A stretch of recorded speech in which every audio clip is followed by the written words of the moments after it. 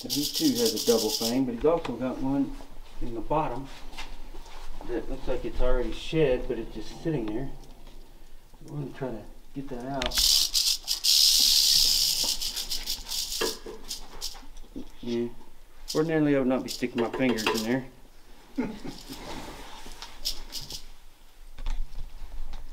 You certainly don't want to leave them laying around for somebody to step on. Sometimes you get stuck.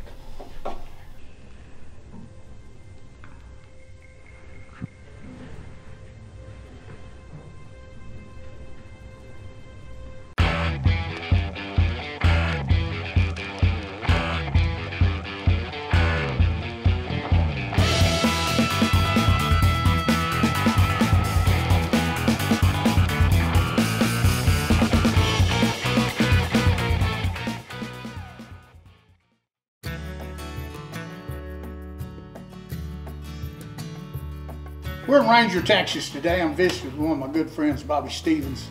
He's going to talk with us a little bit today about his hyperimmunity. Bobby, could you tell us exactly what hyperimmunity means? It's kind of a term that we've taken in recently. It used to be publicly talked about as self-injection of snake venom.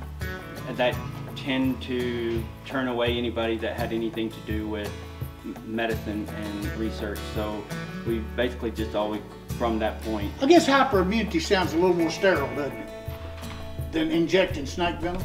Probably, yeah. It just sounds a little more professional and less risque. Yeah, really. Basically what we're doing is we're just taking what our body naturally does and build antibodies to snake venom. In turn, we take that blood and we test it and we research it for different things, medical, cosmetic.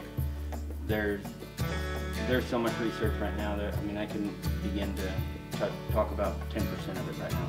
Well, I think it's interesting in that you being my good friend now, after we've had an opportunity to know each other and know who and what we are, that you made a liar out of me, having been a snake handler doing primarily shows at rattlesnake roundups and called me out TV on shows. Cowboy Network. Because I had told people for years you could develop immunity to cobra venom, but you can't to rattlesnake venom. Well, you certainly proved me wrong on that. But I'm the type of individual, if you prove me wrong, I'll be glad to admit that I was not intentionally lying. I just was mistaken because I didn't recognize that you could develop immunity to rattlesnake venom. But I certainly know you can now, having watched you be bit by a rattlesnake several times now. Yeah, so because of the type of toxin that a rattlesnake possesses, it is harder and it's more destructive on tissue. So it does take a little bit more work and a little bit more time, and especially if you are impatient, you can hurt yourself pretty bad.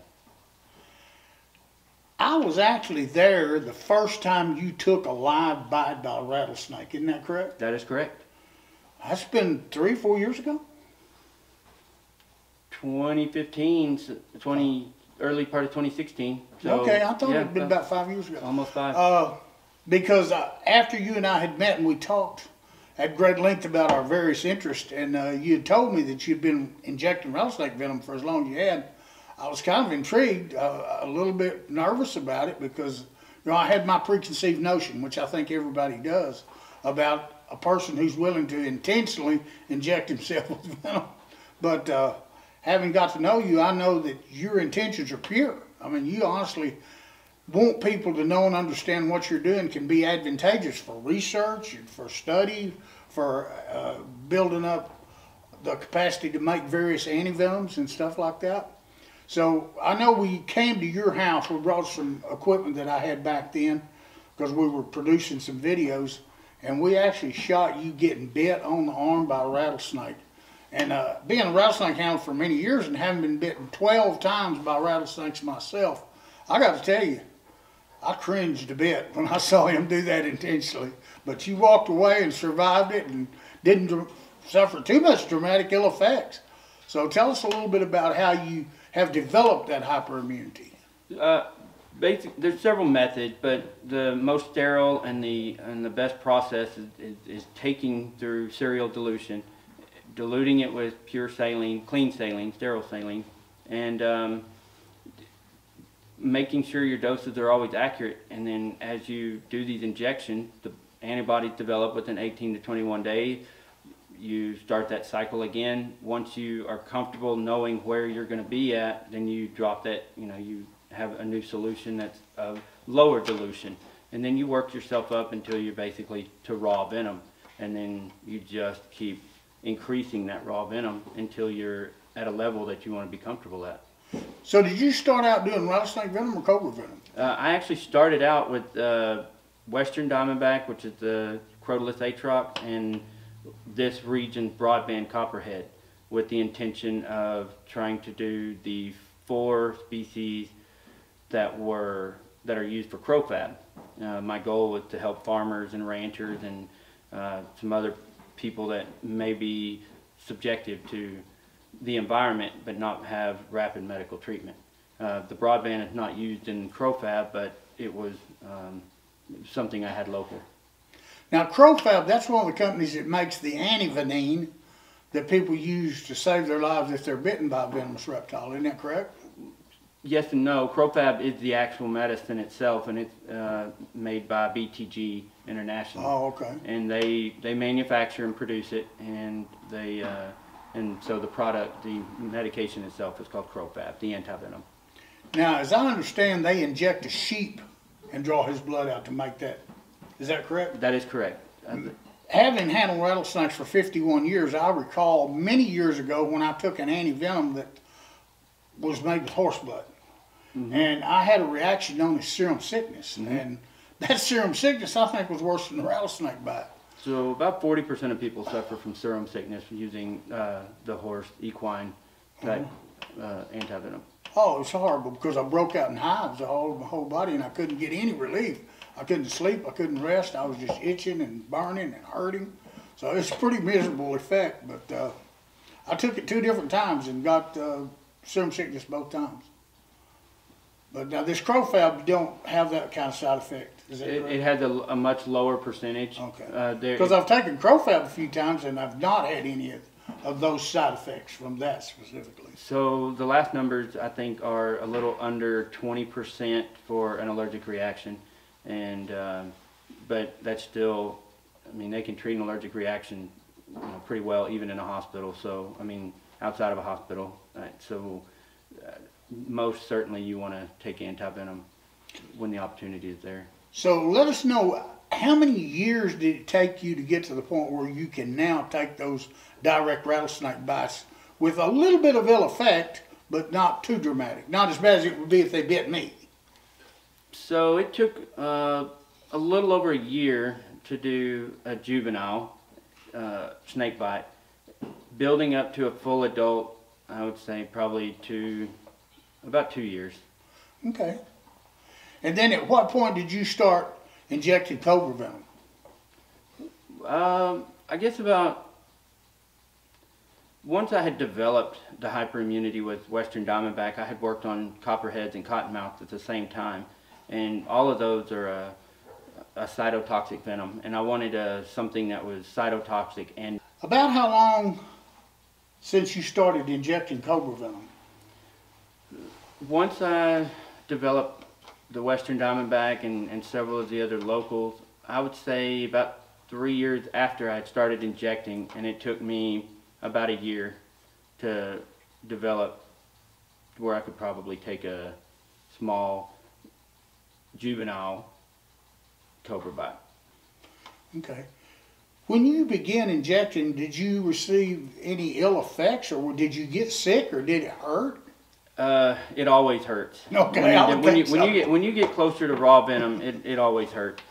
Just the severity of it. I took a live bite unintentionally back in 2014, and the pain seemed so just overwhelming.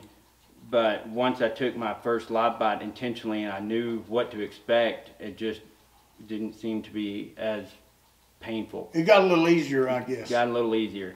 The cobra the monocle cobra is extremely painful and it's extremely tissue damaging. So there is some tissue damage associated with that neurotoxin? So monocle cobra has, yes, cytotoxic and neurotoxic venom. Oh, okay. And it's actually very destructive, and most people think that all cobras are neurotoxic. Well, I watched you take a cobra bite to the arm in Rising Star, Texas a few years ago at the Roughnecks and Rednecks 4th of July celebration. And brother, I'm telling you, I cringed big time on that one. Now, I've never been bit by a cobra, but watching you get bit by a cobra sure did make my breath come fast. And you did have some swelling, some discoloration, a little bit of bleeding there. So I know there was definitely had to be some pain associated with that, but man, that was pretty impressive. About 5,000 people got to watch you live get bit by a cobra that day. So that's painting with a pretty wide paintbrush. Yes, sir. It was, you know, it brought some good recognition to our organization. Being that we're a nonprofit, we don't have a lot of resources for using reptile venom or some of our collection. So it was great to be out there on stage and letting so many people see what we do, and it helped benefit a lot with what we were doing. So that's good. I guess even though people call you crazy, at least they do at least get behind what you're doing when they see you get to do that, because that's a very impressive demonstration. Once we tell people why we're doing it, we're not just out there to try to be superhuman or just try to be, you know, extremist. Once they figure out like what the applications are, a lot of people tend to get behind it, and being able to tell them about medical research, cancer research, Alzheimer's, Parkinson's. We even discussed some recent studies on Dravet syndrome and the sunburst tarantula spider, and they've actually been able to develop medication out of that. Blood pressure has been out since the late 70s or early 80s, if I remember right. So there are actually medications out there made from snake venom. And so blood pressure medication, I think, is that Western Diamondback venom is used for some kind of blood pressure medicine, isn't it? Well, I don't know about Western Diamondback, but there is a Bothrop species that they use for heart medication for blood pressure, and they have for years. Well, that's good that there's some positive things coming out of this. And I, having known you for a little while, I know that your intentions are completely pure. And I know you're not doing this to be a thrill seeker. I mean, I'm a thrill seeker. I do this stuff in an effort to get people's attention. But I think you have really a much better intent than myself, because I know you believe in doing this for the good of other individuals, because you know some people are going to get some good come out of this, both medical wise, and I think now they can even use your blood as an anti-venom. Is that correct? There's theories and there's research on it, but there's nothing specific that says yes, we can. Or some of the other individuals that have been doing this longer than yourself, like I remember the old man died a few years ago down in Florida. Bill Haas. Bill Haas, didn't they use his blood oftentimes? They did, 26 times if I remember correctly, and one of them was a young boy who'd been bitten by an exotic snake that there wasn't anti-venom for, and they flew him to this hospital and they let them just do a direct IV circulation and save that boy's life. That's pretty wild, isn't it? Pretty crazy.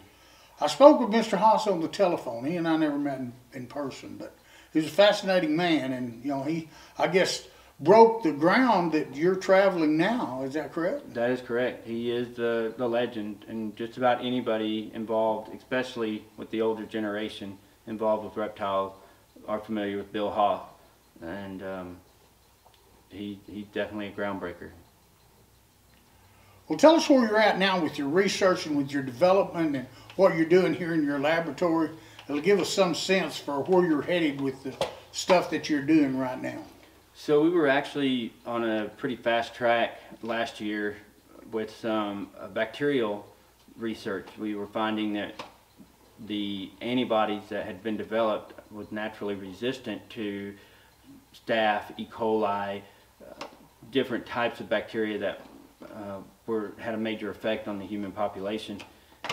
However, when COVID hit, they had to halt research to hold funding for, you know, COVID specific related. We recently learned in November that they are releasing some of those funds, and so we'll be back to that. and we're at a pretty good stage now where we can test it more than just on a microscopic level. So we'll soon be swinging for the fences again. Well, we sure hope so. I hope so too.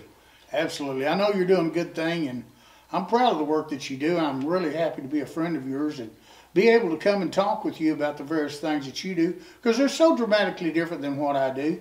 But we have proven that we have enough common ground that we can be friends and we can share information and kind of help each other out. I know you've done a lot of things that have helped me, and I hope I've been some help to you. And it's really always a pleasure to get to talk with you about what you do. I'm fascinated by what you do, and I think you're doing an excellent job, so I thank you for that. Well, I appreciate it.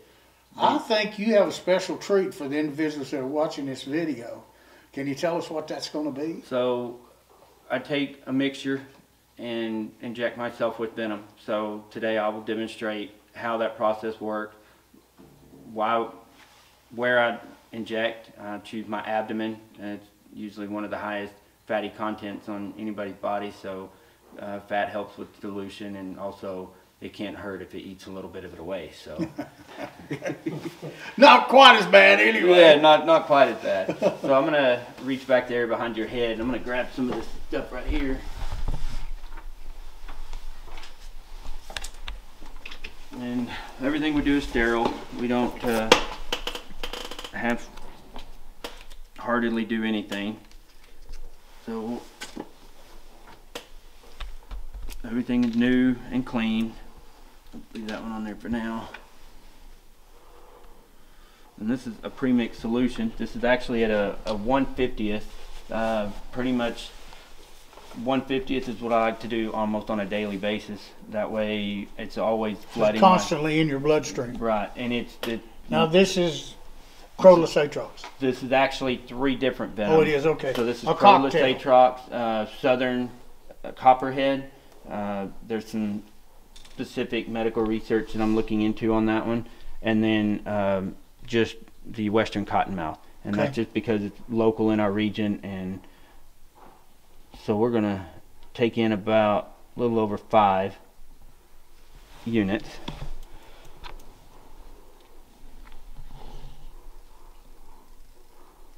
And I'll get it to right at 5. So it is in a solution of salt water? Nope, saline. Saline solution. Injectable saline.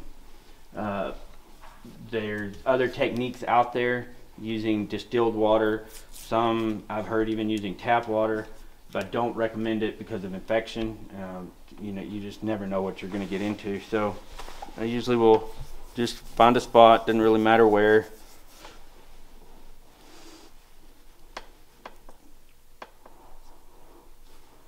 And that's all she wrote. Get off? Oh, that ain't what we're looking for. No, sir. I had a flashback there for a minute. Sorry about that. Yeah, so I've had that accusation a few times, but strangely enough, anybody that knows anything about it knows that, you know, you don't shoot yourself in the stomach. It's not a feeling. Yeah, it's not a feeling.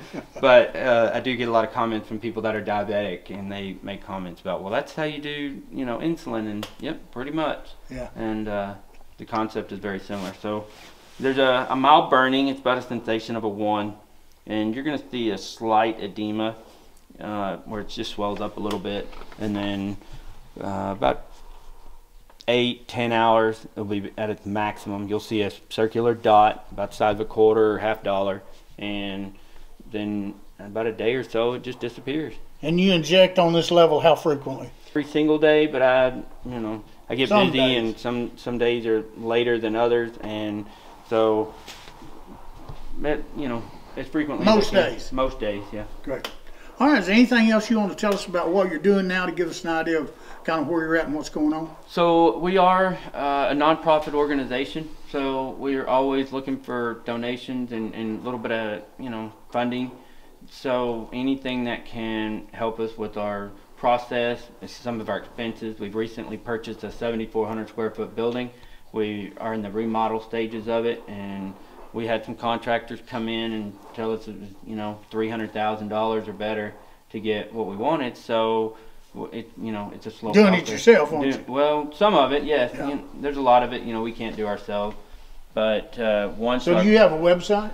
We do. It's reptilerescues.org, And we also have a Facebook page. You know, they all have donation buttons, and if people have questions or maybe are interested in what you're doing, they can. I'm sure you have to respond to those from time to time. I do. I have an email. It's bobby@reptilerescues.org, and they can also just, if they're asking for general information about location, they can also, you know, contact us at reptilerescues.org. But yeah, we take all the help we can get. Bobby, always a pleasure. Thank you very much. Thank you. I appreciate it.